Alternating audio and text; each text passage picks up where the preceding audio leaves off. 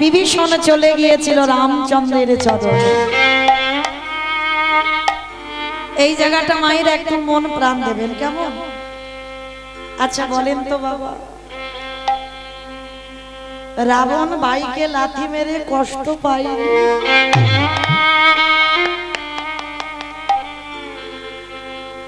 এই জগৎ সংসারে আপনারা মনে রাখবেন বা এই জগৎ সংসারে ছেলে মেয়েরা অন্যায় করলে আধা ঘন্টা পরে বাবা মার কষ্ট হয়। কি বাবা কষ্ট হয় না? ছেলে মেয়েরা অন্যায় করেছো, বকেছো, মেরেছো, কিন্তু আধা ঘন্টা পরে কষ্ট পাচ্ছ। তাহলে যে বাবা মা মারে সেই বাবা মা আবার কষ্ট পায়, রাবণ মেরে কষ্ট পায়। ভাইকে লাথি মেরে সারা রাত ঘুমাতে পারেন। শুধু মনের ভিতরে একটা কথা,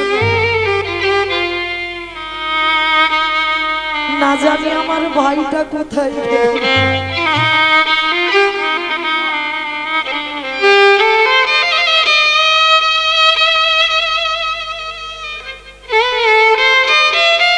সকাল হবার আগে বিভীষণ কোথায় যে গেল এটা তো রাবণ জানতো।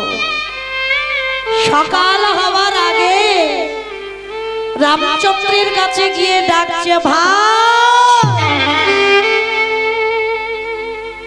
ভাই রে। যেই না ভাই বলে ডেকেছে লক্ষণ বেরিয়ে এসেছে। লজ্জা করে না? কালকের ভাইয়ের বুকে লাথি মেরে তাড়িয়ে দিয়েছ, আর আজকে তার পা ধরে ক্ষমা চাইতে এসেছো। রাবণ শুনে বলছে, লক্ষণ, কালকের লাথি মেরে আজকের আমি ক্ষমা চাইতে আসিনি রে।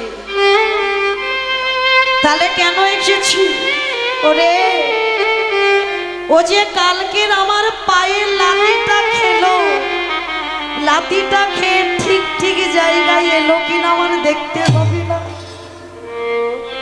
কত বড় ভক্ত দেখেছেন বাবা? একটু ভাবেন। যে রাবণকে বলি আমরা খারাপ, মনে মনে বলছে আমাকে দেখতে হবে না ও আমার লাথিটা খেয়ে কোথায় এলো। রাম বলছে, রাবণ তুমি কিসের জন্য তোমার ভাইকে এইরকম লাথিটা মেরেছো? কথাটা শুনে বাবা, রাবণ কটা কথা বলেছিল, আর সেই কথাটা জগৎ শিক্ষা। কি শিক্ষা দিয়েছে বাবা? এই জায়গাটা একটু ভাববে।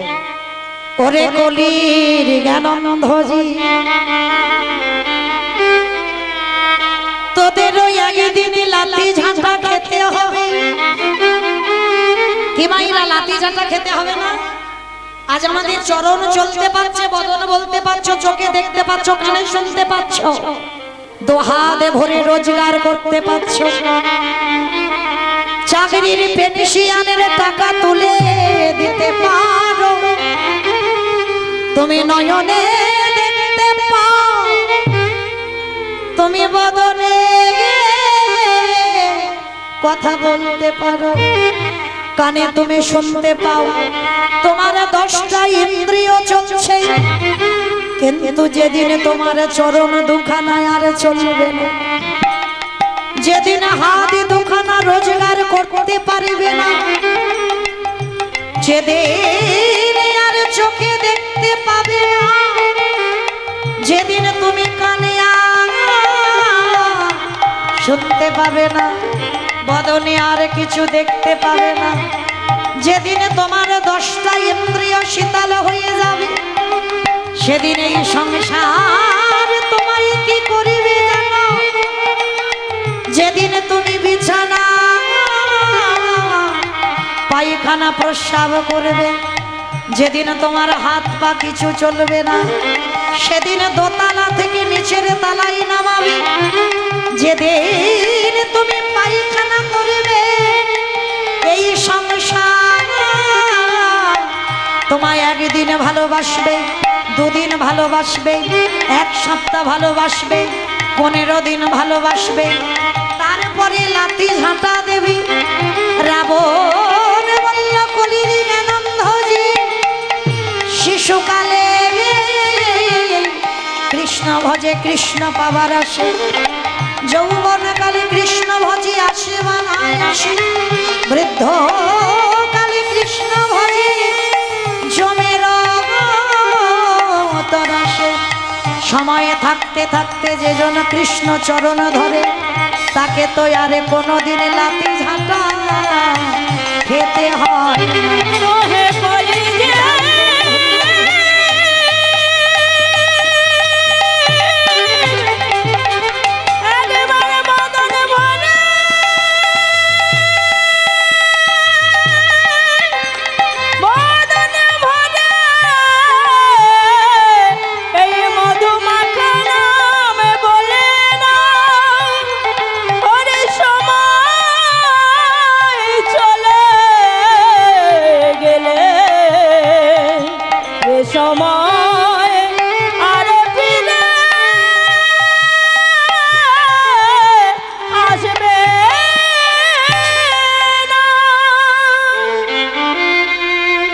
রাবণ কত বড় ভক্ত ছিল দেখলেন বাবা।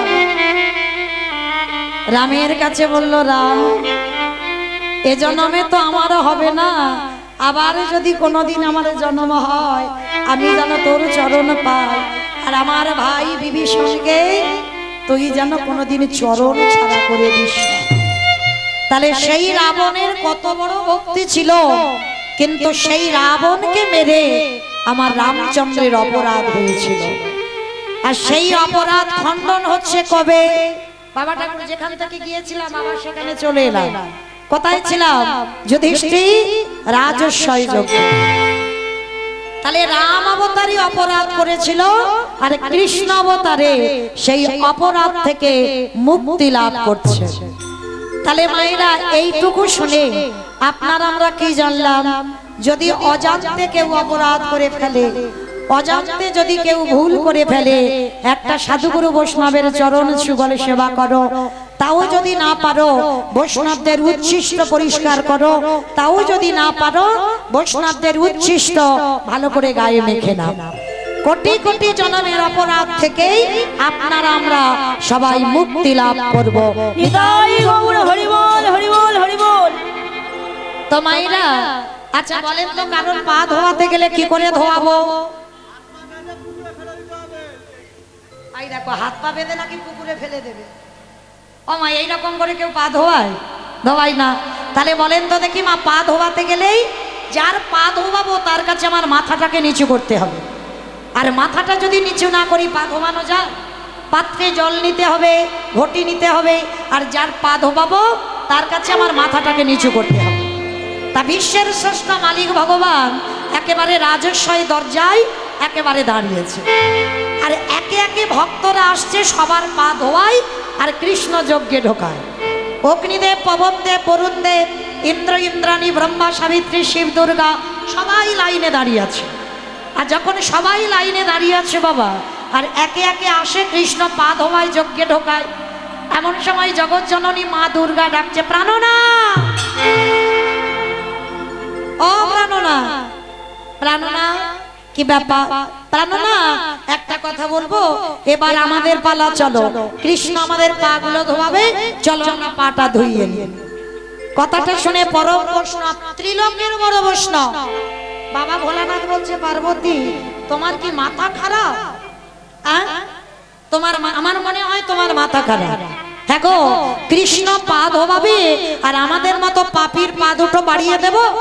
হ্যাঁ শোনো, তোমার যদি এত ধোয়াবার ইচ্ছা হয় তো তুমি লাইনে দাঁড়াও, আমার পা তো কৃষ্ণ ধোয়াতে পারবে না। আচ্ছা বাবা, এখানে যারা তত্ত্বজ্ঞানী তারা জানেন গৌতম মুনির স্ত্রী অহল্যা সতীত্ব নাশ করেছিল কে? দেবরাজ ইন্দ্র। আর তাতে গৌতম মুনি ইন্দ্রকে অভিশাপ দিয়েছিল, তোর সর্বাঙ্গে হবে ভোগ চিহ্ন। আর সেটা পরবর্তী দিনে হয়েছে সহস্র চোখ। কিন্তু বাবা ইন্দ্রের শরীরে সহস্র চোখ, কিন্তু তার থেকে তোমার ভগবানের শরীরে বেশি চোখ। কি মাইরা বেশি চোখ নয়? এই এতজন ভক্তের ভিতরে বাবা যারা দাঁড়িয়ে আছে, যারা বসে আছেন, আমি কীর্তনিয়া সম্প্রদায়, কে কীর্তন শুনছে, কে শুনছে না, আর কে বসে বসে আমি দেখতে পাচ্ছি না, কিন্তু বাবা যে ছেলেটা বাঁকা করে বাঁকা হাতে কালো শশী দাঁড়িয়ে আছে, কি গো ওই ছেলেটার চোখে ফাঁকি দেওয়া যাবে? খাতা কলমে হিসাব হয়ে যাবে কে কীর্তন শুনলো আর কে শুনলো না, কেমন? তাহলে আমার ভগবান কি করেছে, লাইনে সবাই দাঁড়িয়ে আছে, আর বাবা ভোলানাথ লাইনে দাঁড়াতে দাঁড়াতে একেবারে বেলাইনে চলে গেছে, মানে আড়ালে চলে গেছে। আড়ালে গিয়ে কৃষ্ণ তো হেড হয়ে পা ধোবাচ্ছে, আর আমার বাবা ভোলানাথ পিছন থেকে গিয়ে আড়ালে গিয়ে বাবা দুম করে একটা কুকুর হয়ে। আপনারা প্রশ্ন করবেন, মৌমিতা বৈষ্ণব মানুষ আবার কুকুর হয়ে যায়? প্রথমেই বলেছি বাবা কীর্তন মানে অনুভব, একটু অনুভব করতে হবে। আচ্ছা মাইরা, এই যে জগৎ সংসারে যত পশু পাখি আছে, কুকুরের মতো প্রভু ভক্ত আর কিন্তু কেউ হবে না। তবে কি সব থেকে প্রভু ভক্ত হবে আমার কুকুর, আর যার জন্য পরম বৈষ্ণব বাবা ভোলানাথ আজকের কুকুর হয়ে গেছে। আর কুকুরে হয়ে আড়ালে গিয়ে বাবা মনে মনে চিন্তা করছে কৃষ্ণের চোখে আমি ধুলো দিয়ে চলে যাব। এবার আমার ভগবান হেড হয়ে পা ধোয়াচ্ছে অমাইরা, আর পায়ের মাঝখানটা একটু ফাঁকা মতো দেখেছে। আর কৃষ্ণ কি করেছে জানো, যেই না মাথাটা নিচু করা, ওদিকে বাবা ভোলানাথ কুকুর রূপটা ধরে কৃষ্ণের পায়ের ফাঁক দিয়ে সবে মাথাটাকে, আর যেই না মাথাটা দেওয়া, কৃষ্ণ আমার দুটো হাঁটু নিয়ে কুকুরের কানের কাছে চেপে, এইবার দেখ কেমন লাগে। আর যেই না চেপে ধরেছে বাবা, কুকুরের স্বভাব কি, কেমন কেমন করবে না, বারবার বলছে কৃষ্ণ ছেড়ে দে, কৃষ্ণ ছেড়ে দে, কৃষ্ণ ছেড়ে দে। ছাড়বো বলে ধরি নাই, হে পরম বৈষ্ণব গোসাই, যারে একেবারে ছেড়ে দি, তারে জীবনে আর ধরি না, আর একেবারে যাকে মনে দিই হৃদয়, তারে এই জীবনে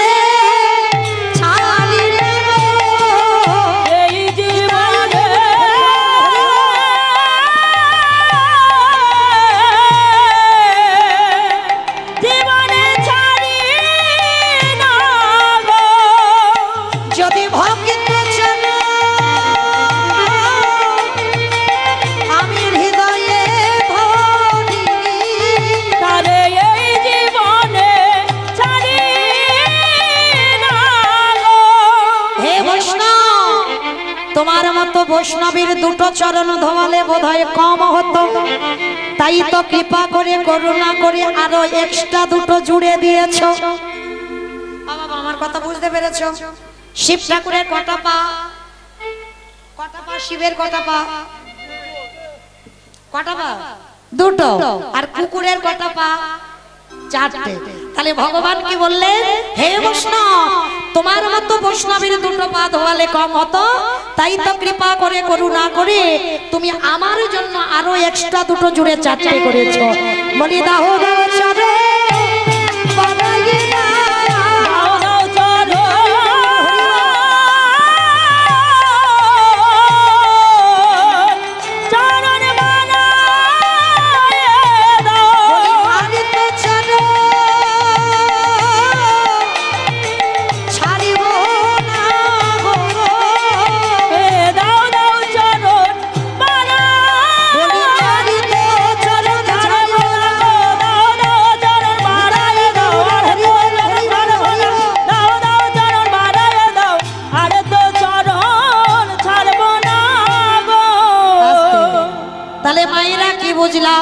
আজকের বাবা ভোলানাথ কুকুর হয়ে কৃষ্ণের পায়ের ফাঁকের মাঝখানে প্রবেশ করেছে, আর কানের কাছে যত চেপে দেয় তত কুকুর ছটফট করে।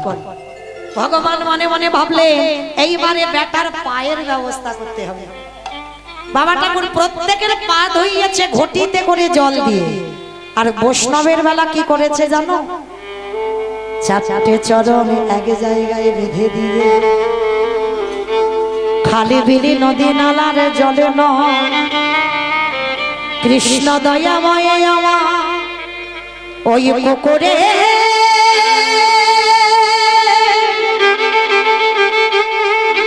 চাচাতে চরণ হৃদয়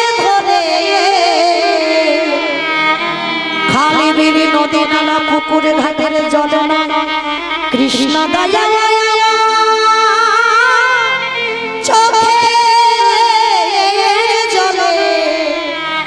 চোখের জলে চরণ ধোয়া ওহে বসে না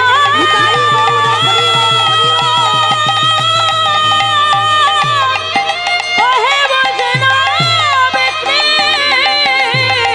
বাবার বলে কুকুরের চারটি চরণ ধোয়ায়ে দিল সেই না চারটে চরণ বুকে জড়িয়ে ধরা বাবা ভোলানাথ কুকুর হয়ে বলছে কৃষ্ণ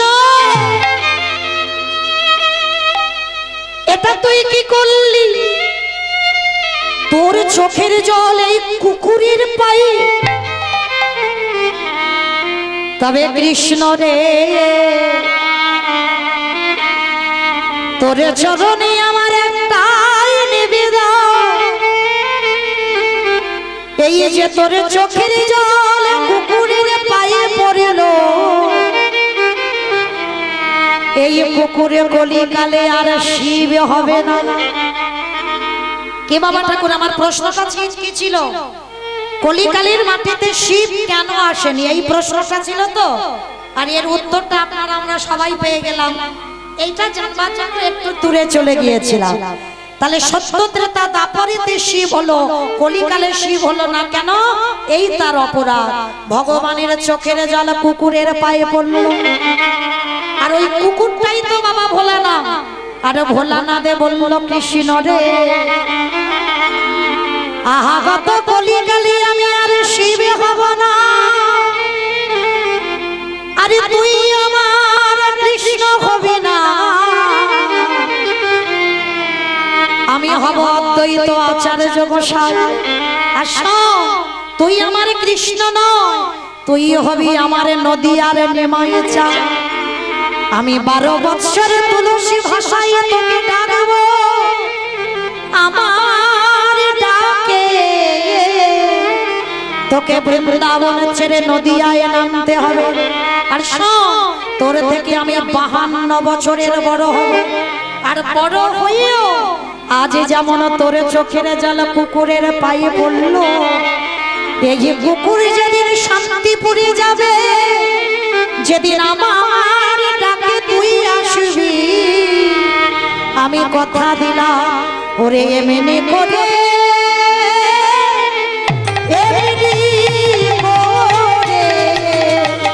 তোর চরণ যুগ ধোয়াইব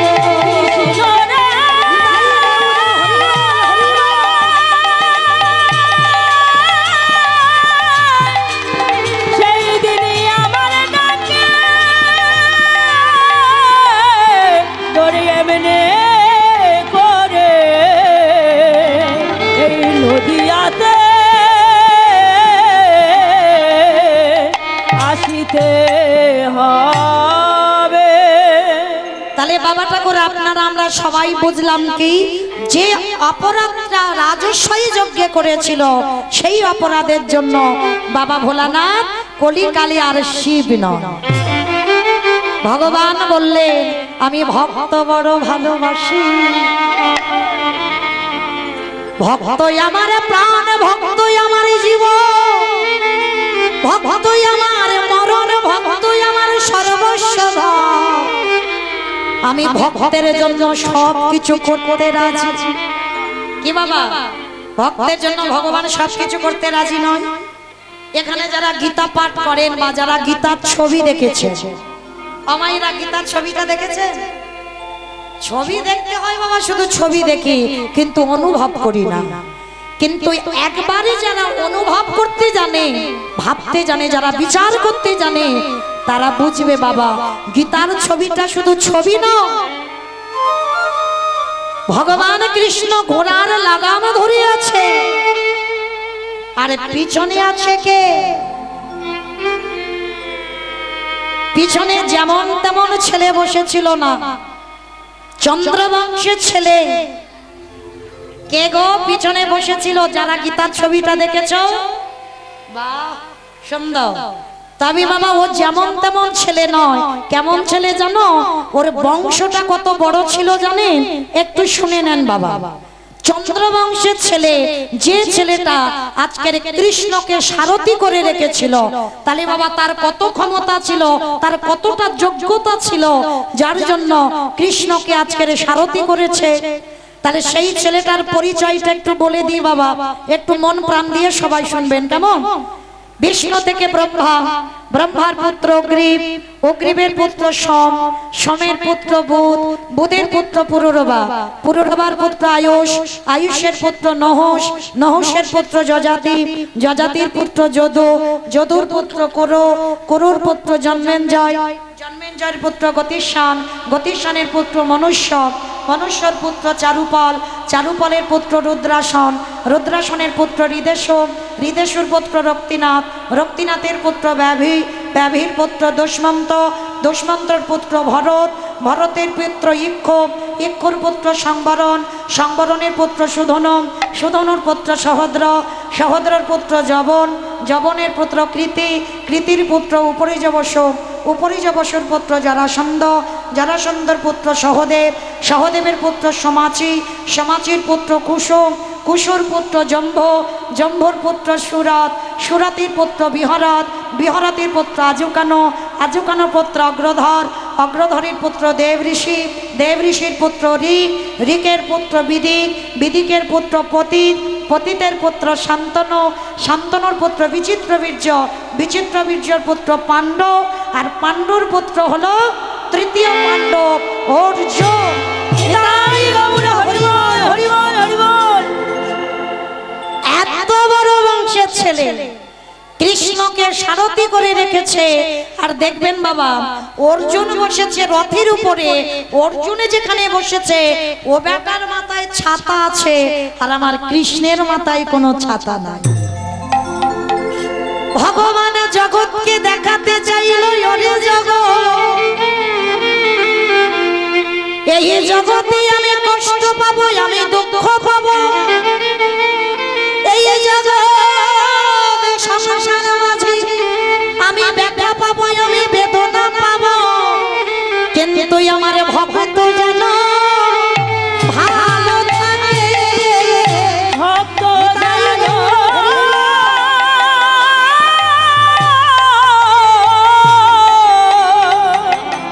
যেন ভালো থাকে, ওই না বলি এই প্রতিজ্ঞা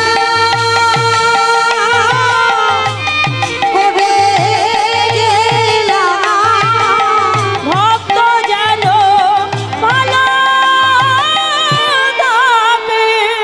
তাহলে ভগবান বললেন আমি বৃষ্টিতে ভিজবো, আমি রোদে পুড়বো, কিন্তু আমার ভক্ত যেন ভালো থাকে। কারণ আমার ভগবান বললেন আমার কথা খিলাপ হবে, কিন্তু আমার ভক্তের কথা যেন কোনোদিন খিলাপ না হয়। ভগবান বললেন আমি মিথ্যাবাদী হব, কিন্তু আমার ভক্ত যেন জীবনে মিথ্যাবাদী না হয়। কে গো মায়েরা, এর প্রমাণ দিয়ে যায়নি?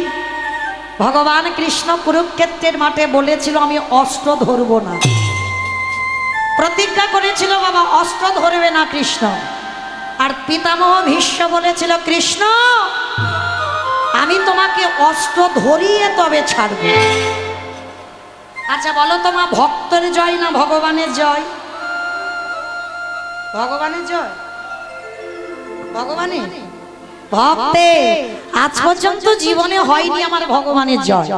তাহলে ভীষ্ম প্রতিজ্ঞা করলো আমি তোমাকে অস্ত্র ধরাবো, আর কৃষ্ণ প্রতিজ্ঞা করলো আমি অস্ত্র ধরবো না।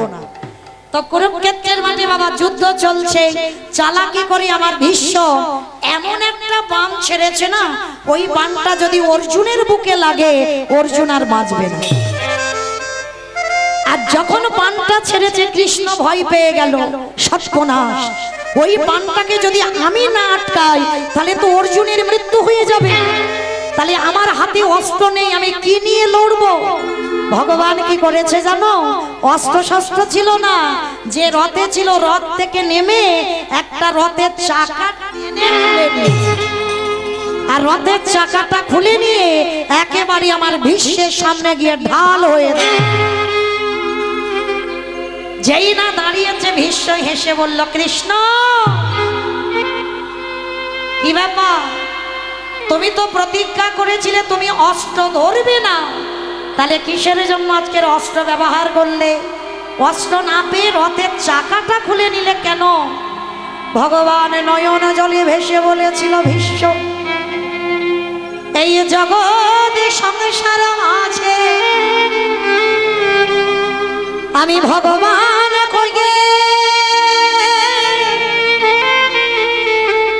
আমি ভগবান হই, আমি মিথ্যাবাদী হতে পারি, কিন্তু আমি যে বারে বারে বলেছি আমার থেকে আমার নাম বড়, নাম হতে আমার ভক্ত বড়, ভক্ত হতে ভক্তের পদ ধুলা বড়, তাহলে ভক্ত যদি আমার থেকে বড় হয় তাহলে ভক্ত কোনোদিনে যেন মিথ্যাবাদী না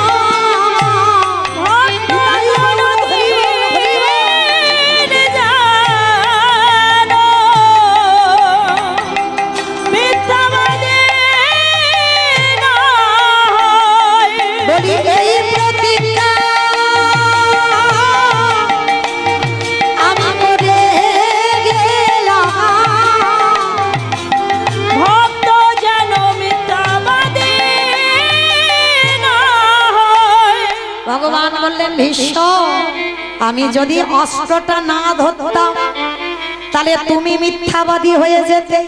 আমি জগৎকে দেখাতে চাইলাম, ওরে জগৎ আমি মিথ্যাবাদী হব, আমার কথা খিলাফ হতে পারি, কিন্তু আমার ভক্ত যেন জীবনে মিথ্যাবাদী না হয়, যার জন্য আমি প্রতিজ্ঞা করেছিলাম অস্ত্র ধরবো না।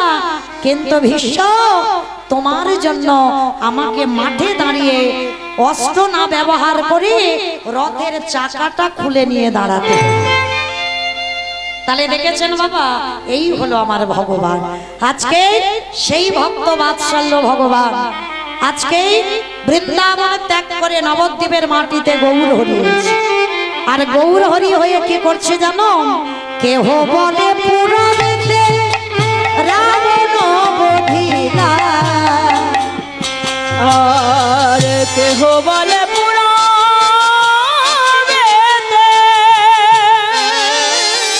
আসছে আমার উলু কই? আমার মাঠে উলু খুঁজতে গেছো? দাও দেখে একটু উলু ধরি। কেহ বলে পুরাণেতে রাবণ বধিলা, আর কেহ বলে পুরাণেতে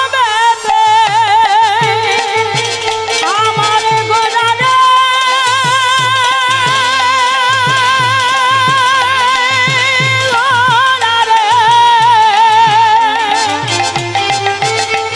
গোরারে, আমার গোরারে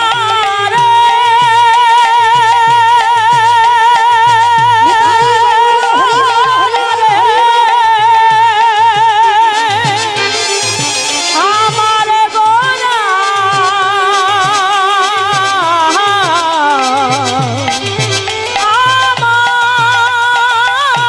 আমার গোরারে কেহ বলে পুরাবেতে রাবণ বধিয়া।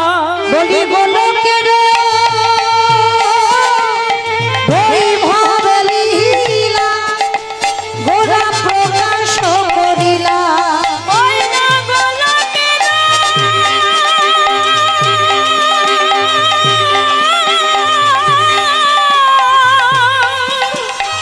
বৈভব লীলা প্রকাশ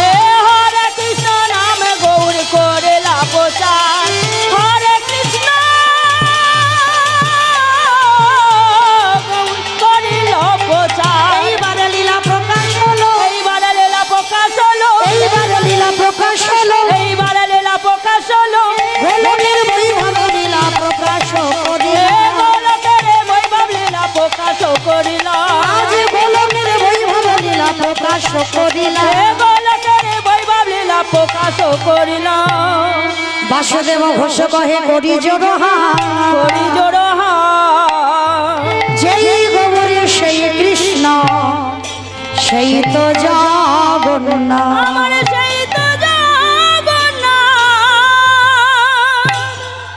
বাসুদেব ঘোষে কহে এইবারে লীলা প্রকাশ বাসুদেব ঘোষে গায়ে এইবারে লীলা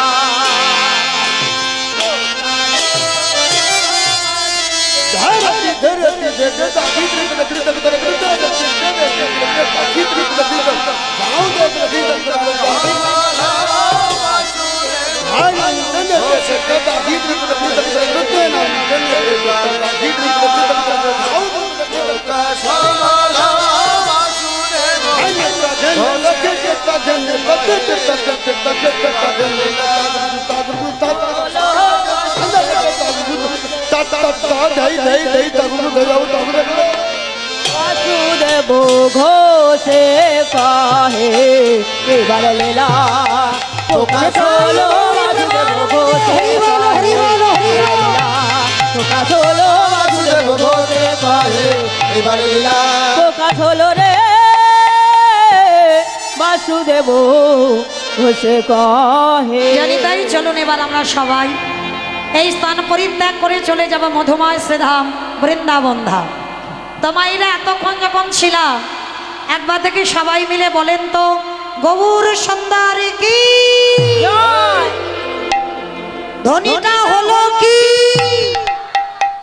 ও মা এটাও জয় আমি বললাম ধ্বনিটা হলো কি বলে নাকি জয় কি গো ধ্বনিটা হলো না এত জোরে ধ্বনি দাও কত দূর শোনা যাবে গো শেরপুর শেরপুর ও তো খুব একটা দূরে নয় আচ্ছা মা যাবে শেরপুর পার হয়ে যাবে শিরাকোল যাবে বাবা শিরাকোল যাবে আমার এই দিকের মাইরা কত দূর যাবে গো বৃন্দাবন বাহ বিশ্বাস আর এই ভক্তি যদি দুটো ধরতে পারো একেবারে সুরধ্বনি গঙ্গার তীরে যাবে কেমন আচ্ছা মা দেখি সবাই মিলে আগে আমার নিতাই চাঁদ গৌর চাঁদের মতো হাত দুটো তোলো তো দেখি একবার যাদের আছে তোলো যাদের নাই বলবো না বাহ সুন্দর আমার দাদা ভাই বাবা ঠাকুরদের কি হলো চরণ ধরে নিবেদন সবাই তোলো দেখি একবার এইদিকে হ্যাঁ ও মা ওই জায়গাটা ধসে গেল তোলো তোলো তোলো একসঙ্গে বাহ প্রত্যেকে একসঙ্গে বলবেন কেমন গৌর সুন্দর কি নবদ্বীপী ধাম কি সচির নন্দন কি জয়। বিষ্ণু প্রিয়া কি জয়। নিতাই চাঁদ কি জয়। ভক্তবৃন্দ কি জয়। হরিবাসন ধাম কি জয়।